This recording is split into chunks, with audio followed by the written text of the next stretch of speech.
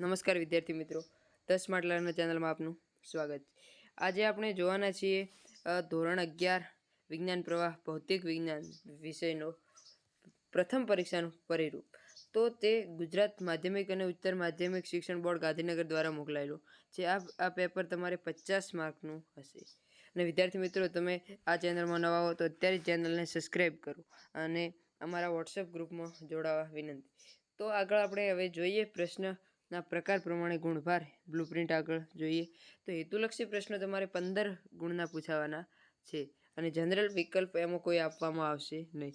અને વિભાગ બીમાં ટૂંક જવાબી પ્રશ્નોમાં તમને 9 પ્રશ્ન આપેલા છે, તેમાંથી કોઈ પણ 6 પ્રશ્ન લખવાના છે। 6 દુ 12, તેના ટોટલ માર્ક્સ વિભાગ બીના છે 12। અને વિભાગ સીમાં 8 પ્રશ્નોમાંથી 5 પ્રશ્નો લખવાના અને વિભાગ ડીમાં 3 પ્રશ્નોમાંથી 2 પ્રશ્નો લખવાના। આમ કુલ 28 પ્રશ્નો 35 પ્રશ્નો આપવામાં આવશે ને તેમાંથી તમારે ફક્ત 28 પ્રશ્નો લખવાના છે, જે 50 માર્કનું છે। તો આગળ પ્રકરણ દીઠ ગુણભાર। તો પહેલું ચેપ્ટર છે જે 6 માર્ક્સનું પૂછાવાનું છે, બીજું ચેપ્ટર 7 માર્ક્સ, ત્રીજું ચેપ્ટર 7 માર્ક્સ, ચોથું ચેપ્ટર 6 માર્ક્સ। તો આ ચારેય થઈને એક યુનિટ બને છે, યુનિટના ટોટલ 26 માર્ક્સ છે। અને બીજું છે પાંચમું ચેપ્ટર કાર્ય ઉર્જા અને પાવર, કણોના તંત્રોની ચાક ગતિ, ગુરુત્વાકર્ષણ, તે અનુક્રમે 6, 10 અને 8 માર્ક્સનું પૂછાવાનું છે। તે યુનિટ 2માં સમાવેશ છે, તે 24 ગુણનું પૂછાવાનું છે। આમ ટોટલ 50 ગુણનું પૂછાશે। તો આગળ જોઈએ હવે માધ્યમિક બોર્ડ ગુજરાત માધ્યમિક અને ઉચ્ચતર માધ્યમિક શિક્ષણ બોર્ડ ગાંધીનગર વર્ષ 2024-25 વિજ્ઞાન પ્રવાહ ભૌતિક વિજ્ઞાન પ્રથમ પરીક્ષાનું માળખું। તો અહીં આપેલું છે કે વિભાગ એમાં કેવા પ્રશ્ન પૂછાશે।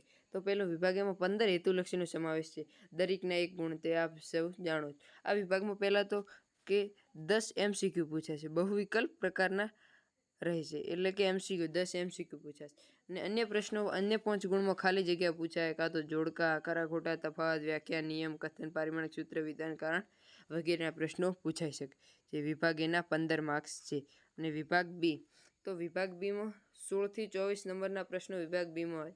આમાં જ ટોટલ તમને 9 પ્રશ્ન આપવામાં આવે છે, તમારે ગમે તે 6 પ્રશ્નો લખવાના છે, દરેકના 2 ગુણ રહેશે।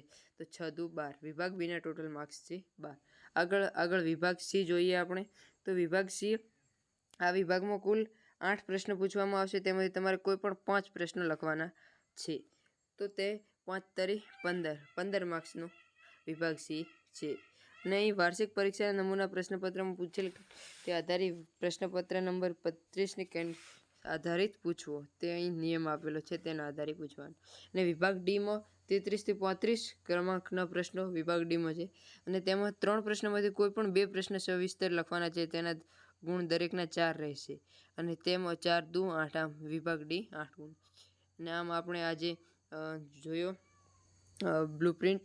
અને તમે નવા હો તો અત્યારે ચેનલને સબસ્ક્રાઈબ કરો અને વોટ્સએપ ગ્રુપની લિંક ડિસ્ક્રિપ્શનમાં આપેલી છે, તો અત્યારે જ જોડાઈ જાઓ અને આની PDF મેળવવી હોય તો વોટ્સએપ ગ્રુપમાં આપેલી